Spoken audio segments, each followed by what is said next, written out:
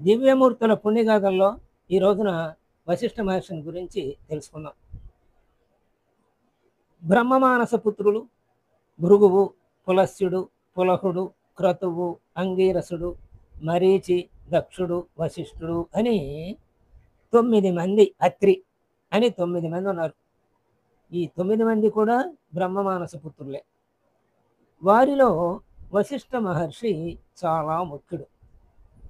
ఒక్కసారి మళ్ళీ ఆ పేర్లు ఒక్కసారి గుర్తు తెచ్చుకుందాం. ఆ బ్రహ్మమానస పుత్రులైనటువంటి వారు 1 భృగువు, 2 పులస్త్యుడు, 3 పులహుడు, 4 క్రతువు, 5 అంగీరసుడు, 6 మరీచి, 7 దక్షుడు, 8 వశిష్ఠుడు, 9 అత్రి. వీరిలో వశిష్ఠ మహర్షి చాలా ముఖ్యుడు. వీరందరూ కూడా తపోగరిష్ఠులే. వివాహమాడి పుత్రులను కని వంశాభివృద్ధిని చేశారు వీళ్ళందరూ కూడా. మన కథానాయకుడైనటువంటి వశిష్ఠుడు దక్షుని కూతురగు ఊర్జ అనే ఆమెను వివాహమాడి ఆమె వలన నింజడు, గోత్రుడు, ఊర్ధ్వబాహుడు, నవనుడు, అనఘుడు, సుతవుడు, శుక్రుడు అను 7 పుత్రుల్ని కన్నాడు. చూడండి, అంటే ఇక్కడ మనకు ఒక సందేహం వస్తుంది. వశిష్ఠుడు దక్షుడి కూతుర్ని ఊర్జని పెళ్లి చేసుకున్నాడు కదా, మరి వీళ్ళందరూ బ్రహ్మమానస పుత్రులే కదా, ఇది ఎలా సాధ్యము అని. అందుకనే మానస పుత్రులు అన్నారు. శారీరక సంబంధంతో పుట్టిన పుత్రులు కాదు వీరు, అందుకని మానస పుత్రులు అన్నారు. తలచుకుంటేనే వచ్చినవాడు. అందుకని అలా వంశాలు వృద్ధి అవ్వాలంటే ఎక్కడి నుంచో ఒక చోట నుంచి ప్రారంభం అవ్వాలి కదా. ఇక్కడ భౌతికంగా కాకుండా అందుకనే మానసిక పుత్రులు అని ఇచ్చాడనమాట. వాళ్ళు మానస పుత్రులు ఆయన తలుచుకున్నాడు, వచ్చారు అంతే తన పుత్రులుగా. ఆయన ఎన్ని రకాలుగా అయినా సృష్టి చేయగలడు ఆ సమర్థుడు. ఎవరయ్యా అంటే ఆయన ఆ పరమాత్మ, లేకపోతే ఆ బ్రహ్మ, లేకపోతే ఆ చైతన్యం, లేకపోతే అంతటా ఆవరించి ఉన్న ప్రాణశక్తి, ఇన్నిగా చెప్పుకుంటాం కదా పరమాత్మని. ఆ పరమాత్మ బ్రహ్మగా దిగి వచ్చాడు. అందుకని ఆయన సాధ్యం కానిదేముంది అది. కాబట్టి ఊర్జ అనే అమ్మాయిని దక్షుడి కూతుర్ని వశిష్ఠుడు చేసుకున్నాడు.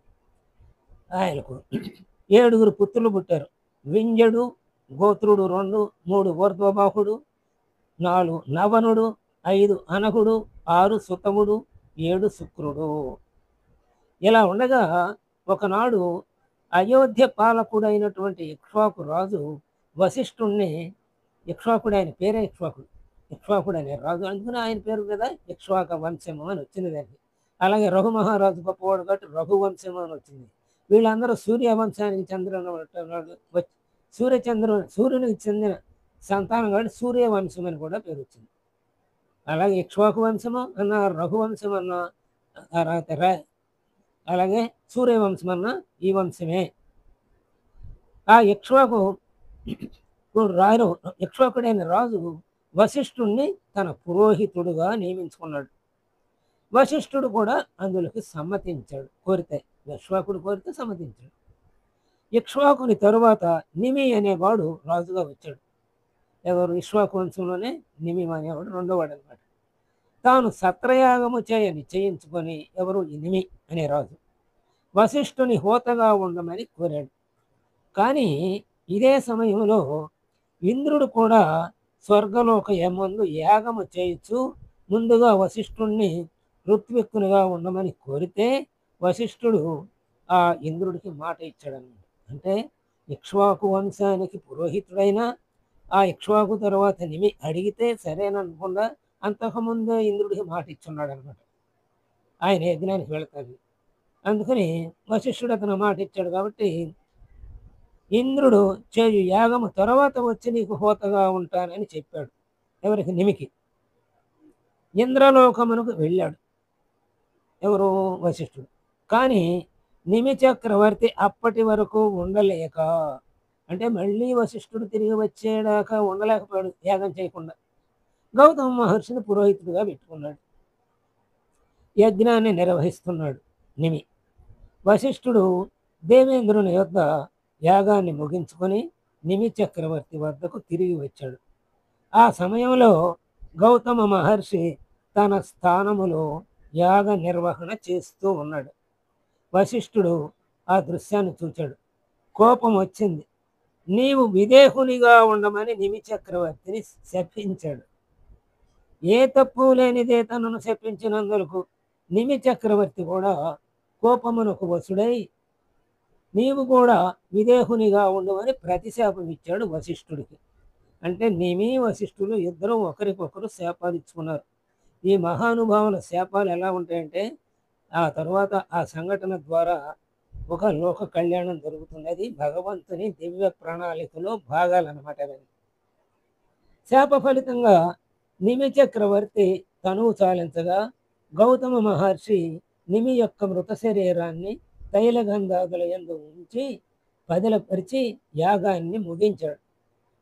ఆ యాగ సమాప్త సమయంలో దేవతలు రాగా నిమి కోరిన ప్రకారముగా సకల జీవుల నేత్రముల పైభాగమునందు రెప్పయ్య ఉండినట్లు వరము సంగారు నిమికి.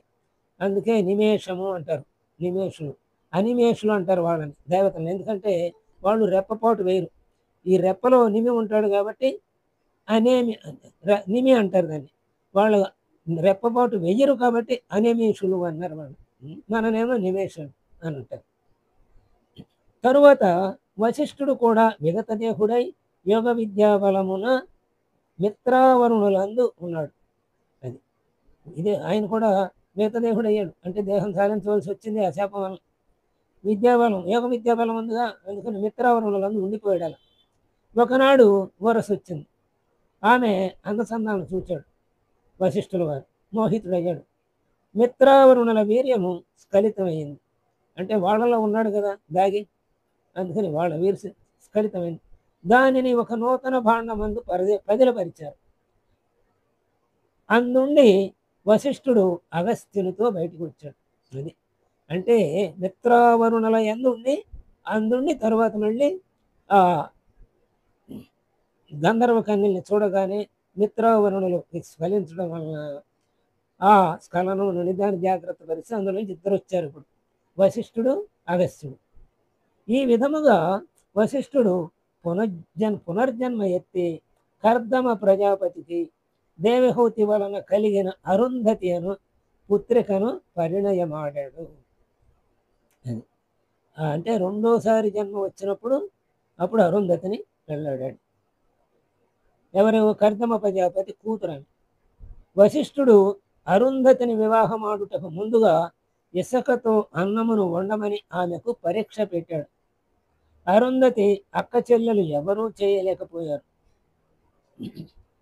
అరుంధతి ఇసుకను తన యోగ బలం చే బియ్యంగా మార్చి అన్నము వండింది. వశిష్ఠుడు అరుంధతికి ఇంకో పరీక్ష పెట్టాడు. తన కమండలమును అరుంధతి చేతికిచ్చి దానిని తను నదికి వెళ్ళి స్నానము చేసి వచ్చేంత వరకు చేతిలోనే పట్టుకొని ఉండమని చెప్పాడు. అయితే అరుంధతి వశిష్ఠుని పరీక్షకు తలయొగ్గి కమండలాన్ని తీసుకొని చేతిలో పట్టుకొని వశిష్ఠుని నది నుండి రాకకై ఎదురు చూస్తోంది. వశిష్ఠుని రాక కోసం ఎదురు చూస్తోంది. ఆ కమండలాన్ని అట్టగా పట్టుకుని వశిష్ఠుడు ఎంతసేపటికి రాల. అరుంధతి తన ఏకాగ్రత దృష్టిని కమండలం మీద ఉంచి నిశ్చల మనస్కురాలై ధ్యానములో నిమగ్నమైంది. ఆమె ఏకాగ్ర దృష్టికి ముల్లోకాలు తల్లడిల్లినాయి. దేవతలు బ్రహ్మ యొద్దకు వచ్చి మొరపెట్టుకొనగా బ్రహ్మ వశిష్ఠ మహర్షి వద్దకు వెళ్ళి అతనిని ఒప్పించి తీసుకురాగా వశిష్ఠుడు ఆమె చేతిలో ఉన్న కమండలమును తీసుకున్నాడు. అరుంధతి తన ఏకాగ్ర దృష్టి మరల్చగా లోకములు శాంతించినవి. దేవతలు ఆమెపై పుష్పవృక్షము కురిపించారు. మహాపతివ్రతలలో అరుంధతి ఒకరు. అందువలన వారి పేరు ప్రఖ్యాతులు శాశ్వతముగా నిలిచిపోయినవి. వశిష్ఠ మహర్షి అయోధ్య నగరమును ఏలిన దశరథ మహారాజు యొద్ద కూడా పురోహితుడుగా ఉన్నాడు. రామ లక్ష్మణ భరత శత్రుఘ్నులకు నామకరణము వశిష్ఠుడు చేశాడు. ఈయన కృతయుగంలో వాళ్ళైనా వీళ్ళు త్రేతాయుగంలో దశరథ మహారాజు ఇక్ష్వాకు వంశం వాడే కదా దశరథ మహారాజు కూడా. అందుకు అప్పటి వరకు కూడా ఉన్నాడు ఆయన. ఆ తర్వాత కూడా వీళ్ళు ఉంటారు. మహా ఋషులు కాబట్టి వాళ్ళు అన్ని యుగాల్లోనూ ఉంటారు. తర్వా వాళ్ళకి దశరథ మహారాజు పుట్టిన పిల్లలకి రామ లక్ష్మణ భరత శత్రుఘ్నుల నామకరణం చేశాడు. ఒకనాడు వశిష్ఠ మహర్షి సుమిత్రుని వద్దకు వచ్చాడు. సుమిత్రుడు అతనికి విందు ఏర్పాటు చేశాడు. ఆ వశిష్ఠ మహర్షి సంధ్యావందనం చేసుకోవటానికి నదికి వెళ్ళాడు.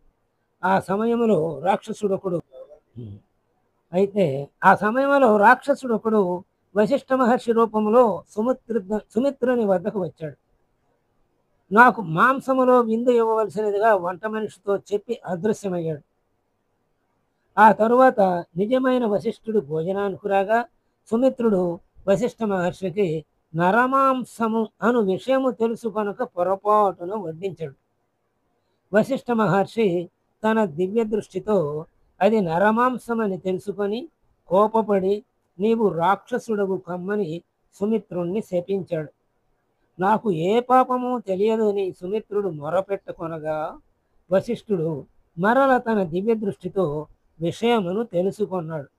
నా శాప ప్రభావము 12 సంవత్సరముల వరకు ఉండునని దాని ప్రభావము ఉపశమము తర్వాత జరుగునని చెప్పాడు.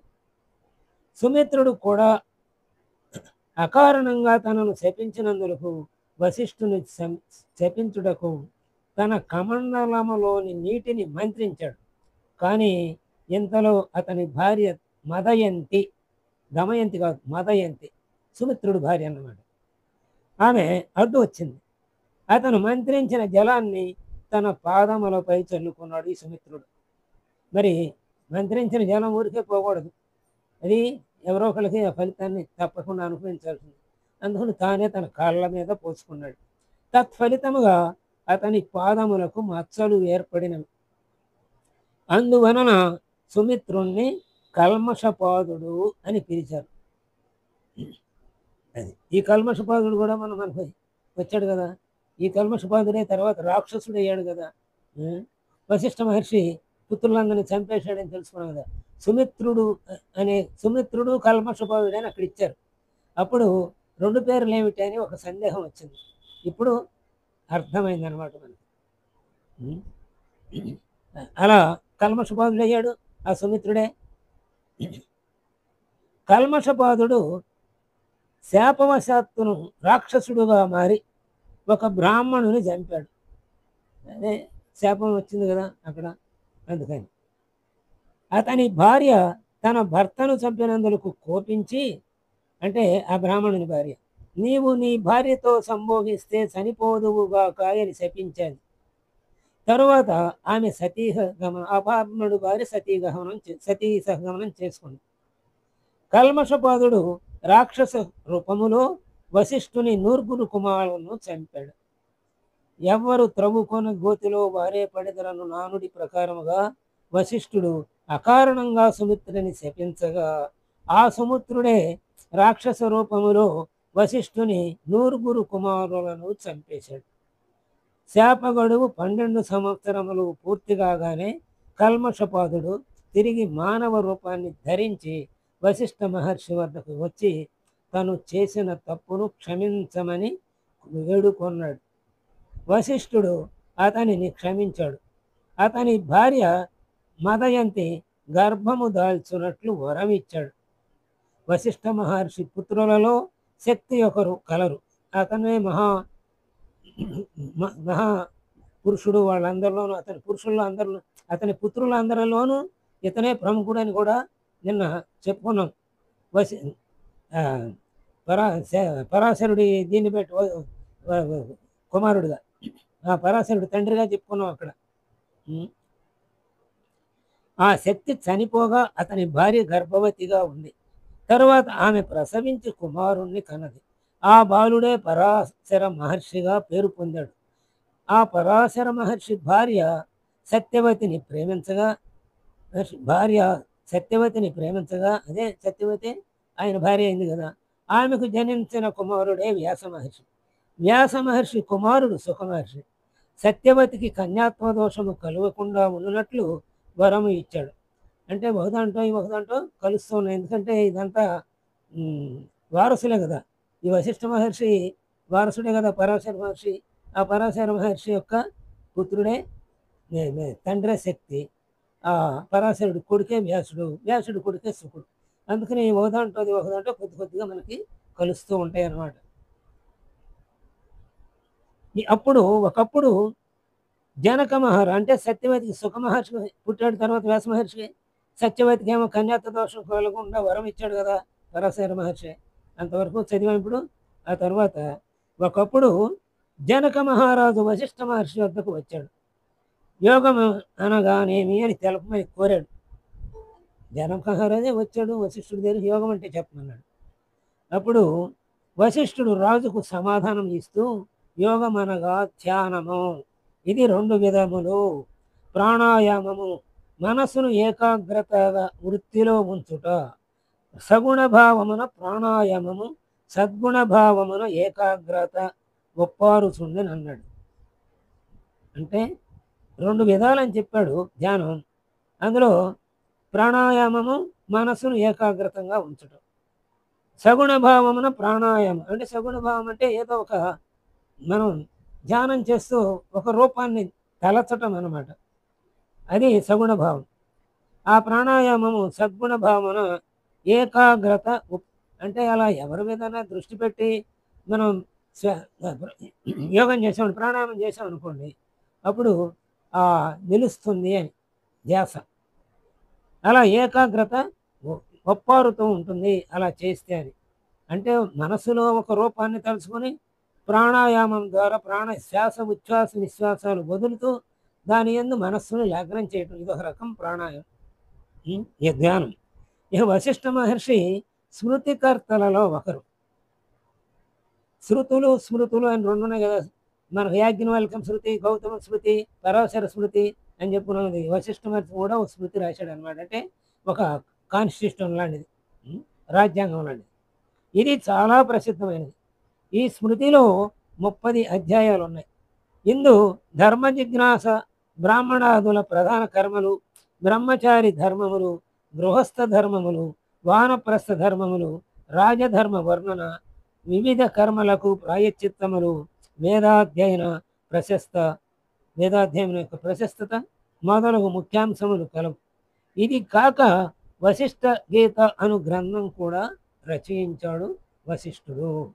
ఇలా వశిష్ఠుడు ఒక గొప్ప మహర్షి అయినా కొన్ని చోట్ల అనవసరంగా శపించి సుమిత్రుణ్ణి శపించి ఆయనే కల్మషపాదుడిగా అయ్యేటట్లు, ఆ కల్మషపాదుడు మళ్ళీ రాక్షస జన్మ ఎత్తి తన 100 పుత్రుల్ని చంపుకునేటట్టు చేసుకున్నాడు.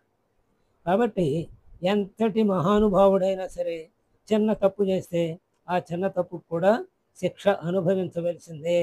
ఇక్కడ ఎవరు కూడా ఎంతటి గొప్పవాడైనా సరే తన చేసిన పాపాన్ని తాను అనుభవించాల్సిందే, తన పుణ్యాన్ని తాను అనుభవించవలసిందే. ఇంతటి మహానుభావులు కూడా ఒక్కొక్కసారి కోపానికి లోనై అనవసరంగా ఇబ్బంది పడుతూ ఉంటారు. కాబట్టి మనం కోపాన్ని, అంతేకాకుండా అరిషడ్ వర్గాలైనటువంటి కామ, క్రోధ, లోభ, మోహ, మదమార్చాలన్నిటినీ కూడా మనం మన మనస్సు నుంచి పూర్తిగా తొలగించాలి. అందుకనే మనసును చంపేయండి అంటూ యోగ వాసిష్ఠ కథల్లో మొదటి ప్రకరణం నుంచి 6వ ప్రకరణం దాకా వైరాగ్య ప్రకరణ, ఉత్పత్తి ప్రకరణ, ఉపశమన ప్రకరణ, ఇలా అన్ని ప్రకరణంలో కూడా మనం అదే చదివాం. కాబట్టి మనస్సుని నిగ్రహించటమే అన్నిటికన్నా ముఖ్యమైనది. ఆనందము వచ్చినప్పుడు నిగ్రహించాలి, అలాగే కోపం వచ్చినప్పుడు నిగ్రహించాలి. ఆనందం వచ్చినప్పుడు నిగ్రహించకపోతే ఆనందం ఎక్కువై మనకి బీపీ పెరిగి హఠాత్తుగా స్ట్రోక్ వచ్చేస్తుంది. కాబట్టి ఈ శరీరం ఈ శరీరంతో పరిమితమైనటువంటి అనుభవాలు పొందాల్సిందే కానీ అపరిమితమైనవి ఏవి కూడా ఉండకూడదు అని ఈ కథలు మనకి సందేశం ఇస్తున్నాయి అన్నమాట. స్వస్తి.